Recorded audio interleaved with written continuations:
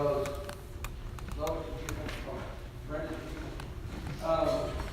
at times I'm going to take an answer to this request for the simple fact that for times just as this, when there are so many scriptures at which we're going to be looking, and to be honest with you, brethren, just flip through that right quick.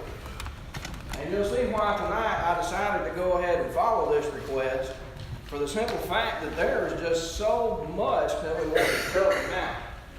Go ahead and wipe your brow, get the sweat off, because I'm not going to cover all this tonight. Amen. Yeah, I hear you. You don't want to sit there that long, and I don't want to talk that long. One thing that I do want to call to our attention before we get into this. As we were reading through the second epistle that Peter wrote, the end of that first chapter tonight, something hit me. And I need to do some study into it and see if the thoughts that are coming across my mind are 100% accurate, but I feel fairly confident that they are, at least at this point. So I want to toss this out there and just glance at a couple of things within the book of 2 Peter tonight and see if, what's the best way to word this? If the intent of the emotion involved in this writing is maybe a little bit more evident. It didn't dawn on me until tonight. You know, quite often when we quote scriptures, we quote right through them and we speak the power of them and we proclaim them in truth without compromise. But oftentimes we don't look at the intent behind the writing. What may have been there? Look, Peter's quite clear. No holy man of God proclaimed his own thoughts. The Holy Spirit guided him, verses 20 and 21 at the end of chapter 1. We understand that. But one thing that God did do and the Holy Spirit made use of, is using each of the writer's own personalities, characteristics, and experiences, if you will allow that, experiences of the things that they have been facing. You consider John right. Why are the 3 letters of John written? Why is the Gospel of John written? Rather, those are written for the most part of the entirety of the book of John. The Gospel of John is written to battle against the Gnostic idea of the time. Amen. Now, keep that Gnostic idea in mind, because as we come into our study for tonight, that's going to play a role. But when we're taking a look at 2 Peter, I want you to notice something with me tonight. Going back to verse 12, Peter says, "For this reason, I will not be negligent to remind you of these things, though you know and are established in the present truth." Yes, I think it right as long as I am in this tent. I want you to notice something. Peter said, as long as I am in this body, I'm going to remind you of these things. But I want you to notice verse 14. Knowing, what's Peter saying? He says, I know it. I know it's coming. Shortly, I must put off this tent. Brethren, the realization has come across to me tonight that this letter is written from the Hail Mary approach, if you understand what I mean by that. Peter knows the end is coming, and he's going to put it all on the line.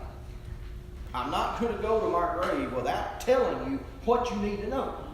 And I'm going to put it all out there. Amen. You don't have to worry about this being some idea that I have dreamed up, because I am being directed by the guidance of the Spirit. Verse 20 and 21. That's exactly what he's saying. Soon I must put off this tent, just as our Lord Jesus Christ showed me.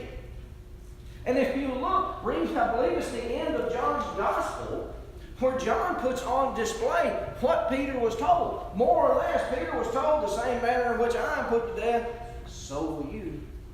It's coming. It's coming. Get ready. And here's Peter near the end of his life, and by the looks of this, knocking on death's door. And he knows what is coming. He knows what to expect. and you see him going into a discussion about false prophets and false doctrines and things of which you need to stay away from. Prepare yourself. Get ready. This may be the last opportunity that I have to tell you. Here's Peter. In my mindset now, right at this moment, here's a man on his deathbed. And you know what his concern is for? Everyone else. That's where his concern is. Peter knew that his life was lived as such that he would be pleasing to God. How did he know? He did what he told him. If you love me, do what? Keep my commandments. So he loved God. He loved Christ. You are my friend if you do whatsoever I command you. So he was a friend of the Master. So he knew, just like Paul was, when Paul in 2 Timothy chapter 4 told him, look, there is laid up for me a crown of righteousness. But you know who he said it's for? Paul knew it was there. He said, there is laid up for me. There was no doubt in his mind. There is laid up for me a crown of righteousness. But it's not for me only. Look at what he says. Also, it is for all of those who love God and look forward to his appearing. Also, let's put it this way. Also, you remember Galatians chapter 2? Paul says, I had to withstand Peter to the face because he was to be blamed. Guess what? Paul's saying that crown is also laid up for Peter.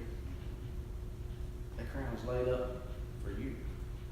I tell you what, I have a whole new mindset of how to approach the letter, this epistle of 2 Peter now. With that mindset, I want to challenge you because I kind of read through real quickly. With that mindset, and for some reason, there's a different plea, if you will, to what's coming out of what Peter's writing. For now, I feel like that I see that the plea is much stronger than maybe the emphasis we have placed on it in the past. And we're going to do as much as we can with that as well. Now, the Gnostics. What is a Gnostic? The word Gnostic means knowledge. Therefore, the Gnostic had the idea that he had all this knowledge. He was so smart. In today's time, we might call them, what do we call those guys? What? Mensa. Oh, the Mensa group. That's funny. Hang on. I got to compose myself. I got a brother-in-law who's a member of the Mensa group.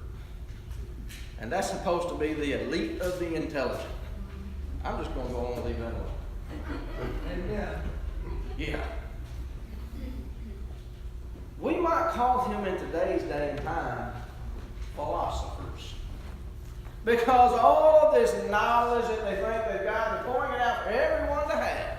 And we see people in our day and time doing that exact thing. Now, what we are looking at tonight is the emerging church. Remember, that's the series we've been going through on Sunday night. The emerging church in comparison to the biblical view of the judgment day.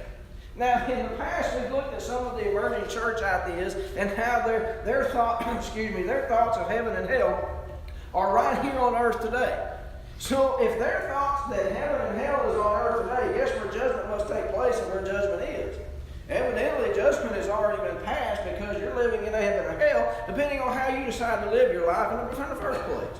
So I want you to read with me now. You've got there in front of you a couple of these quotes. I don't want to read all of them because there again, I don't want to give credence to false teaching any more than what's necessary, but these things need to be talked about. One particular emerging church preacher has the idea that God will end all things, will end everything in the area of social justice. In other words, in the end, all of the social injustice in the world will come to an end. Everyone who believes they're equal or unequal or right or wrong, all of that's going to come to an end. Everybody, if you remember some of the things that we've looked at, their ideas of heaven on earth is going to be that God's going to come down and give everybody a good job and everybody get good pay. No way. That was word for word some of the quotes that we have seen. Now, when we consider this, we think that this one individual says in judgment in the conventional narrative means God sending people to hell. Yeah, that's exactly right. But what I find interesting here is he's taking away the other side of that conventional narrative. God's also sending people to hell. You see, if I can get someone's focus away from what is good and kind and true, then I can get the fear instilled in them, and I can tell them anything I want to tell them. They're going to believe me to their nail. And that's exactly what we see going on here. What if, now watch this, you remember I've told you when going through this study, there should be a warning bell go off.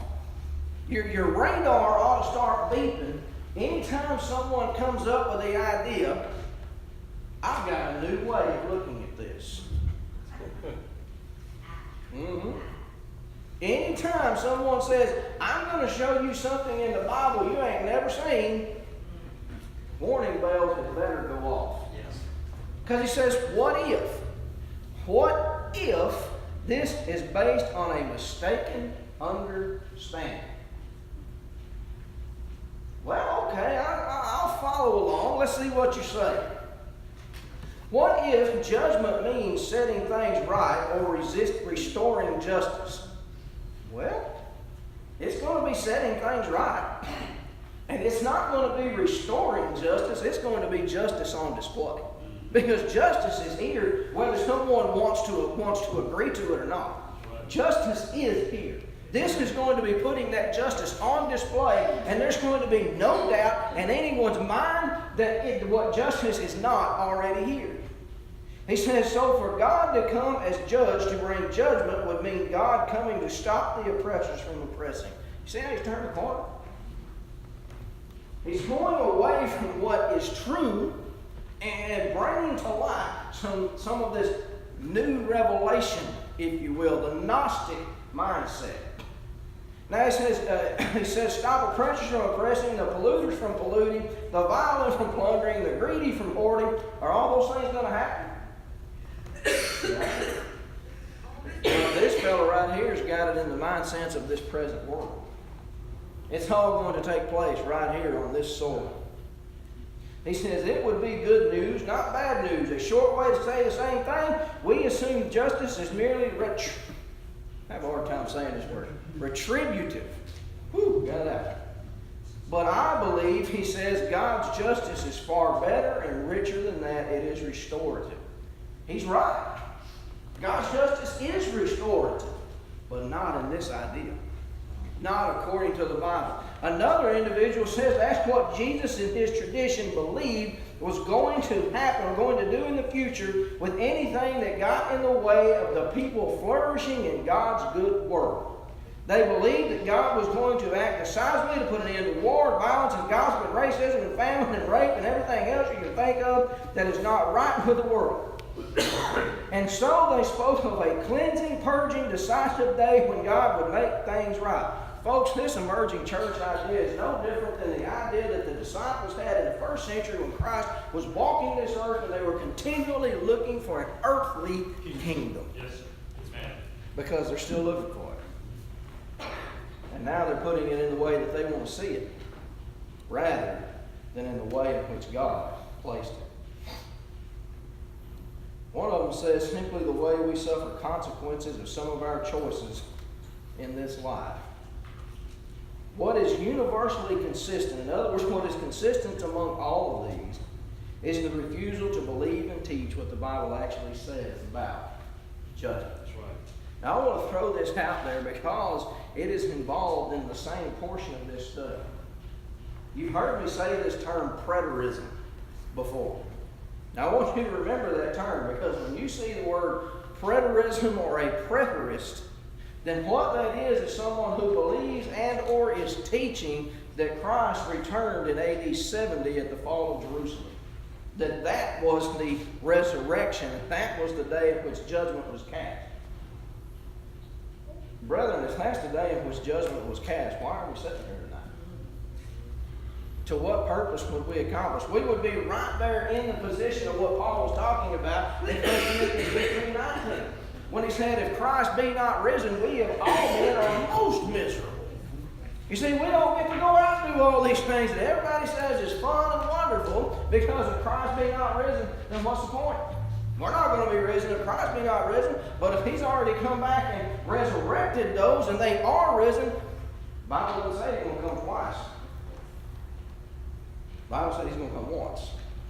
So if he's going to come once, y'all, I'm sorry, but we missed the boat. In that preterist 80-70 mindset. Now, let's take a look at the biblical view of judgment now. Notice I said I'm not going to go through all this tonight. If I had a mind to, we could cover all this in about 20 minutes, but we wouldn't gain anything from it. So I want to take a look at this step by step. We're going to look at part of this tonight. I'm going to try to watch the time. If I don't get through half tonight, then we may have to break this one up into a 3-week series. Okay? So, hang on to those outlines because we won't be done with them after tonight. Feel free to write on there, make notes, whatever you feel like you need to do. But I want you to notice some different aspects of what God has written in the Scriptures. The Holy Spirit inspired those holy men to record regarding judgment. Now, I was not the one who broke this outline down. This was the way I found this outline. I have simply adapted it to be able to preach it publicly. All right? Now, the biblical view of judgment needs to begin here. What is judgment and why? What is judgment? Judgment is the detailing of guilt and non-guilt, right? It is the declaring of who is guilty, who is not guilty. That's what judgment is. Amen. Judgment is something that must be just. It must have balances in which it can be weighed, and one side cannot outweigh the other in order for justice to be determined. If one side outweighs the other, something's wrong with the balance. We've got to bring it into balance. Now, where does that begin? Why is judgment necessary? Judgment is necessary, it is needful because of God's love. Where is God's love? Let's take a look. John 3 and verse 16, the most popularly quoted passage across the entire globe. Amen. For God so loved the world. What did he do? He loved the world. Amen. And because of his love, he gave something. Amen. What did he give? God sent his Son. Why? So that whoever believeth, in other words, believes, trusts, obeys, the ETH and the King James, designating that continuous action, in other words, something that cannot stop, the trusting and obeying that in him that he should not. Now notice some versions would change this to shall not, as in other words, in the fashion that it cannot happen, but the actual Greek text should be translated in this as should. In other words, this should happen, but it's still possible that it won't.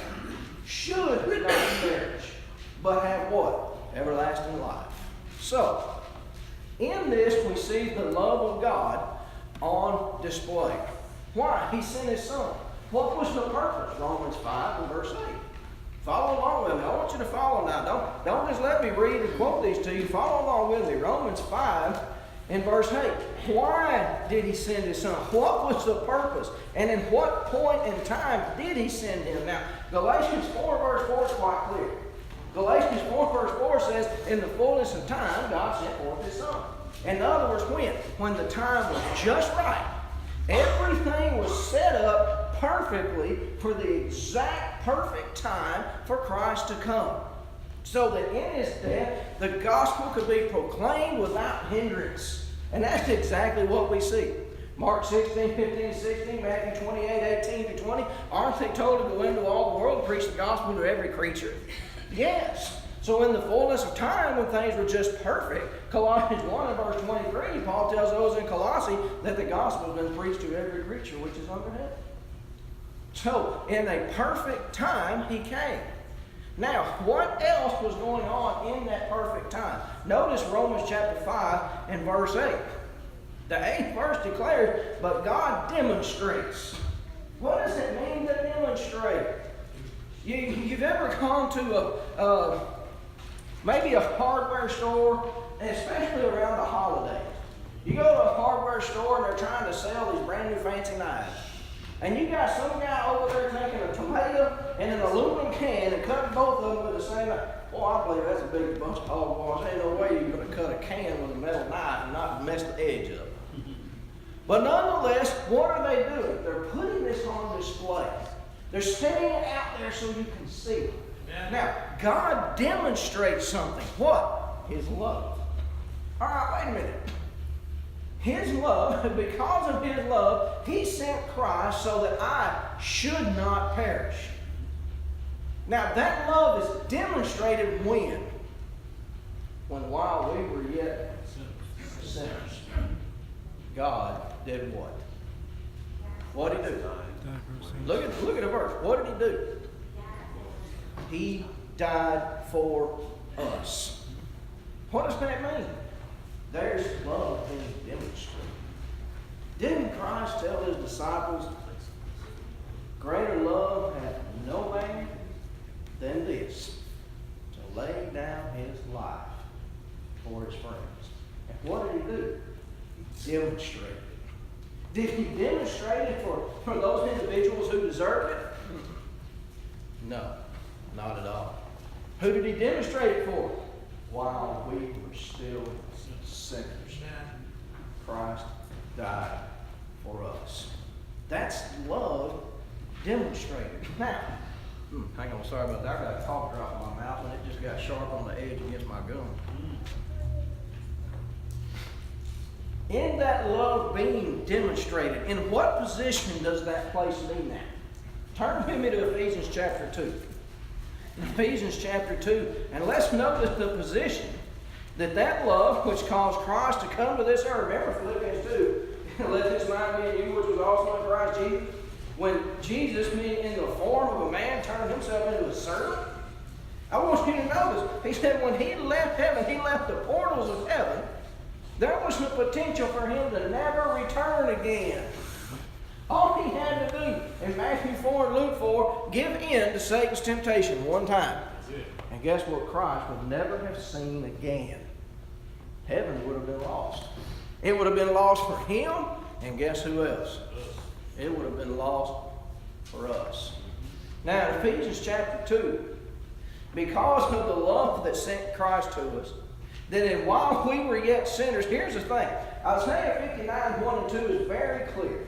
Isaiah said, your sin hath separated you from your God. Being separated from God puts me in God's mind dead. Right? So, if God's love came, and while we were yet sinners, His love demonstrated by Christ dying for me, then something occurred to cause a change in that separation. Now, what was it? Ephesians 2, beginning in verse 4. God, go ahead. Was rich in mercy. Now look at His mercy. I want to compare His mercy for just 1 second. Now there is a comparison made with the promise that was made to Adam in the garden. He said, in the day that you eat thereof. I find it interesting that He said, in the day that you eat thereof. As if He already knew it was going to happen. In the day that you eat there, He said, look, I'm telling you not to, but I got a sneaking suspicion you're going to do. And Jim, when you were growing up, did your parents ever say, look, I'm telling you not to do this, but I know good and well that when I'm not here, you're going to do it anyway. Amen. Isn't that what we see being told that? The day that you eat thereof, you'll surely die. Now, if Adam is told he's going to die, what's he thinking? My life's over. But in the day that they ate thereof, what happened? God expressed mercy. Now, He did die. Don't you think He didn't die? Because spiritually, He died. That separation, that fellowship, that connection that He had with God was severed. Dead. Gone. No longer there. So He did die. But then later on in life, He had to suffer physical death just like you and I. When you look at that genealogy of all those in Genesis and how long they lived, looking at Noah's genealogy coming through all those who lived before him, every one of them lived all these hundreds of years, and they died. I find it interesting that's the one and only thing said about most of them. He lived the years and he died. Impressive lifespan, wasn't it? Did a lot with that however many hundred years that was. He lived and he died. All right, so we see that in that sin there is death. Now, keep going. Who's rich in mercy. We see mercy being expressed all the way back there in the garden. Go ahead. For his great love, wherewith he loved us. His rich mercy and the great love that he had toward us. Go ahead. Even when we were dead in sin. Now remember that Christ died for us even while we were still yet sinners. And here we see, while we were dead in trespasses. Now look at the comparison. In trespasses, while in sin, your state with God is dead. It is dead, rotten, and stinking. While we were yet dead in trespasses. Look at this. Go ahead. Hath quickened us together with Christ. Now the King James uses quicken. That word is also translated made alive. Quicken means to make alive.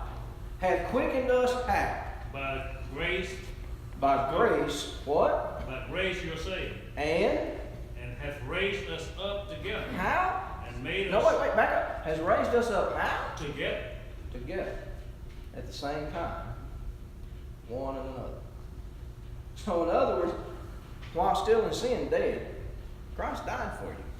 And because of that death, your obedience to His will brings you back to life. The Spirit then makes us alive. So we see that God's love, through sending His Son, the demonstration of sin being made alive, there is a change enacted within us. 1 John 3 and verse 1. There is a change now. Our condition, our position has changed. Something is different. What is it? 1 John 3 and verse 1, John declares, Behold, what manner of love the Father has bestowed on us, that we should be called, look at this, children of God.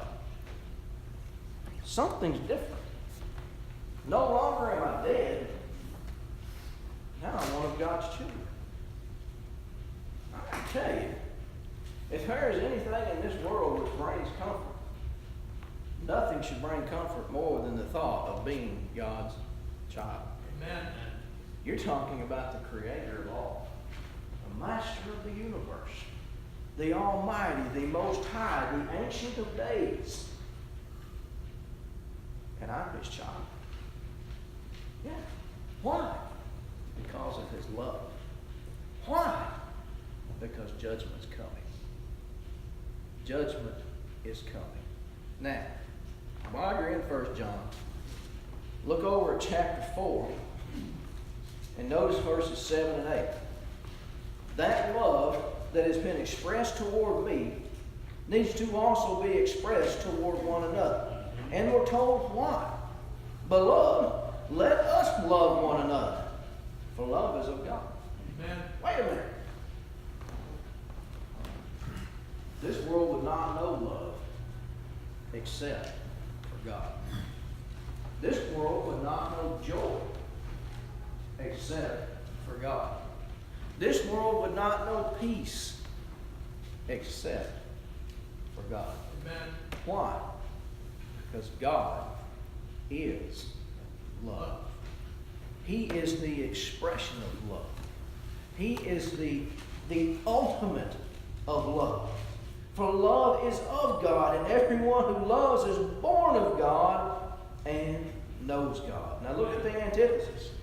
He who does not love does not know God. You know why? Because God is love. You can't love. You can say, yeah, I love you, but it's just words.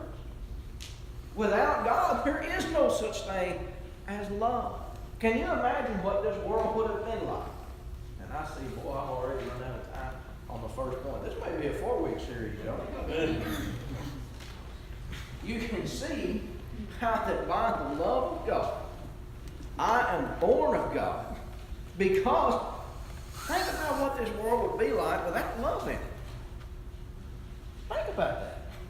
Go back to Genesis 5 and Genesis 6 and see how people were living in those days. And notice, it was so vile that God regretted ever making man in the first place. You notice, what does Genesis 6 declare? And God repented of having ever created man. Can you imagine this? Here's God in heaven, Revelation 3 and 4, who created man for his own glory. Here's the master of the universe, the Almighty, looking down at what he made to bring him glory and saying, well, I wish I hadn't done that. Isn't that the way we would look at it? I really wish I hadn't done that. Is there anything in your life you look back on and say, boy, I wish I hadn't done that? Amen. I know I got plenty of it. Look back in life. How many times do you, for whatever reason, maybe you see something, you hear something, maybe a certain aroma hits your olfactory nerve? Didn't know I could say words like that. Maybe something triggers the thought of something back in your past. And when you think about that event, you sit there and think about the things that you did, the decisions that you made. No, you do shake your head. You ever get embarrassed by it still? Something happened 30 years ago. Boy, do I ever. I can be sitting in the car by myself, traveling down the road, and think about some of the things that just come to mind. Maybe a song that was playing on the radio that was a popular song when that was going on. Boy, I got plenty of them, let me tell you. And you hear that song play and you start thinking about things that transpired in your life while that song is played in the past. I can't tell you how many times that's happened, and I sit there going down the road and my face gets red, hot. There ain't nobody in there but me. But guess who else is with me? Oh, that's what I need to consider. You see, those are the things that keep me from trespassing again. Because in that trespass, where am I? Dead in sin. I got to remember those things.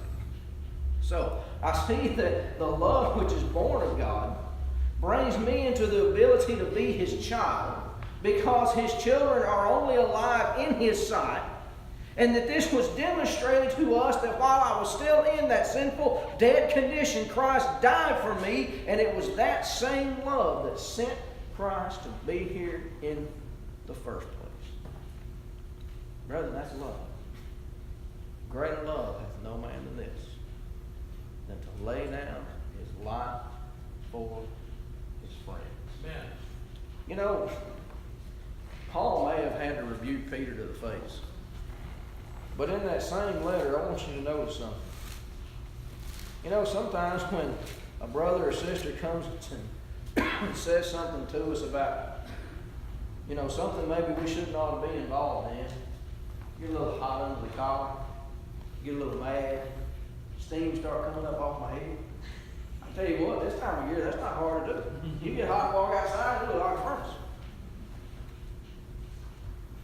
But then I have the opportunity to either understand what they said and where they were coming from and make that change in my life, or hold animosity and a grudge against them for something for which I am guilty in the first place.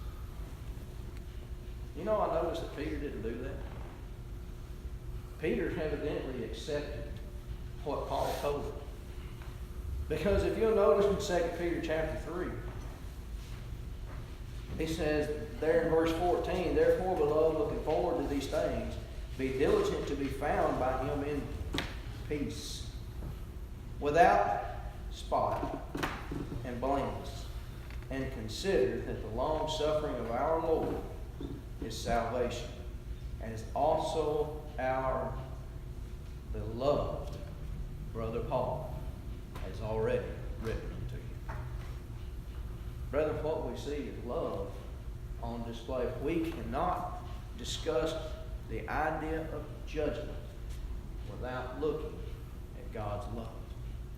Because it is that love which prepares us for that judgment to come. It is that love which determines His justice. Because God is just. He is the definition of justice. Do you realize that? We wouldn't even have justice if it weren't for God. How do I know that? Because every man will do what? What is right in his own eyes. If it's right for me, you can't tell me I'm wrong. And we see that with the humanist nonsense that's going on, that's been going on around the United States since about 1920. You realize that was about when the first Humanist Manifesto was penned. We went through that once. You ought to look that up and read it. That is the vilest record of filth, and it's all about me, myself, and I. Tonight, if your life has not expressed the love that it should from one brother to another, maybe it is that you haven't obeyed the gospel in this life. We're going to take a look at 2 Thessalonians 1, 7 through 9 as we go through this study and look at it in a little bit more detail than what we typically observe when we offer the invitation. But in verses 7 through 9, if we read all the way through verse 9, there is nothing but death and destruction awaiting the one who will not obey the gospel. The gospel is Jesus Christ. Death, burial, and resurrection, 1 Corinthians 15. Amen. So what I need to understand is the obedience of it. Paul said in Romans 6, as many of us who were baptized into Christ were baptized into his death, that like as Christ was raised from the dead, so we also should rise to walk in newness of life. That's the gospel. It's the death, burial, and resurrection of my master reenacted. A lot of people say, what's in the water? There's nothing magical in that water. There's nothing magical in that little bowl that water's sitting in. Well, I guess that'd be a big bowl. But the guy in the tub, there's nothing magical about that. But what I do understand is that to be saved, to find salvation, I have to contact the blood of Christ. Amen. Someone will say, well, how do you do that by going into that water other than the Bible tells you to do it? As if that's not enough. You ever realize when Christ was on the cross and the soldier came to break the legs of those who were dying? They found Christ already dead. So they ran the spirit aside. When they ran that spirit aside, there poured forth blood mixed with water. Amen. There's the connection. In that water is the contact with God. In that obedience and obeying Him, coming up out of that water to rise and walk in the newness of life. If you have not done that, do not put it off. Don't wait any longer. Take care of that tonight.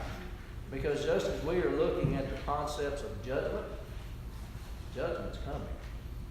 And it could be right now. If there is anyone